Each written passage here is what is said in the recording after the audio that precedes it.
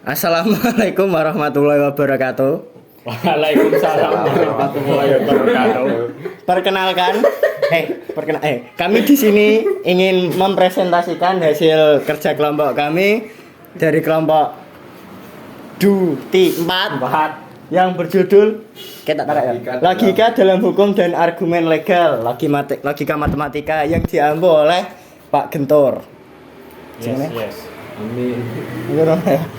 Sebelumnya perkenalkan, nama saya Reroyan Sauki, NIM 1603. Dan nama saya Muhammad Ulinuha, NIM Mali. Kenalkan, nama saya Muhammad Satria Rizal dengan NIM 1676. Iki bro. Nama saya Rulian Rafid Dauzan 1602. Selain apa ya? Latar belakang hukum. Dunia hukum membutuhkan penalaran yang tepat dan sistematis. Logika matematika membantu menyusun argumen hukum yang terstruktur, konsisten, dan bebas dari kekeliruan. Penting untuk memahami bagaimana logika bekerja dalam pembuatan hukum, interpretasi undang-undang, dan persidangan.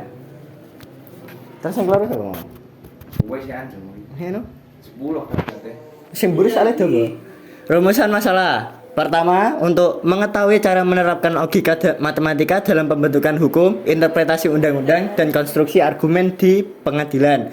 Yang kedua, mengetahui bagaimana validitas argumen sangat penting dalam konteks hukum dan bagaimana logika membantu menghindari kekeliruan. Lanjutnya.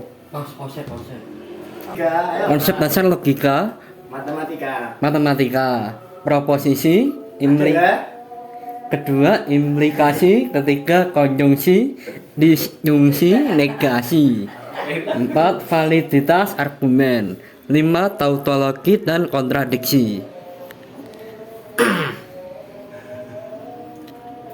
Peran logika dalam pembentukan hukum ialah menyusun norma hukum secara sistematis, menghindari tumpang tindih kontradiksi antar pasal. Contoh, jika bensin ditambah etanol 10%, maka bahan bakar wajib memenuhi standar keamanan dan emisi. Bukan pemotongan emisi.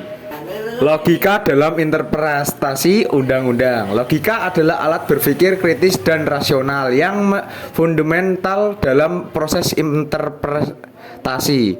Penafsiran undang-undang atau hukum. Logika adalah alat berpikir kritis dan rasional yang fundamental dalam proses interpretasi, penafsiran undang-undang atau hukum. Logika dalam argumen pengadilan. 1. Membuktikan kebenaran berdasarkan premis-premis yang valid. 2. Menguji apakah argumen jaksa atau penasehat hukum mengikuti aturan logika. Menyusun alur bukti, fakta, premis, dan kesimpulan. Kebenaran dalam logika deduktif dipindahkan dari premis ke kesimpulan melalui struktur penalaran yang sah, validitas argumen yang premisnya benar dan strukturnya valid disebut argumen yang kuat, sound argumen. Proses menguji logika argumen hukum adalah mencari hubungan logis yang tidak terputus antara dasar dan hukum, norma dan fakta yang terbukti untuk mencapai kesimpulan putusan yang sah. Proses ini pada dasarnya adalah penerapan dari logika deduktif silogisme. Ini adalah cara kerangka berpikir bagi jaksa, penasehat hukum, dan hakim untuk menghubungkan realitas fakta dengan aturan premis atau hukum. Kesimpulan. Jadi, logika matematika, khususnya logika proporsional, berfungsi sebagai alat yang objektif dan formal untuk menyempurnakan struktur dan konsistensi dalam sistem hukum. Struktur dan klarifikasi. Logika memungkinkan hukum diuraikan menjadi komponen-komponen yang eksakt, premis, dan konsekuensi melalui rumus. Ini menghilangkan ambiguitas bahasa alami, membuat pasal dan peraturan lebih terstruktur dan mudah diuji keterpenuhannya.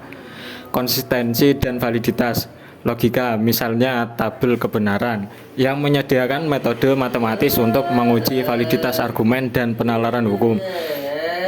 Ini membantu mengidentifikasi dan mencegah inkonsistensi, memastikan bahwa putusan adalah hasil konsekuensi logis yang ketat dan dari premis-premis yang ada.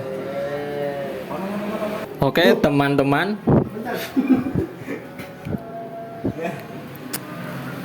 Untuk yang mau bertanya bisa komen di bawah nanti ya. Tapi kini Di bawah sini.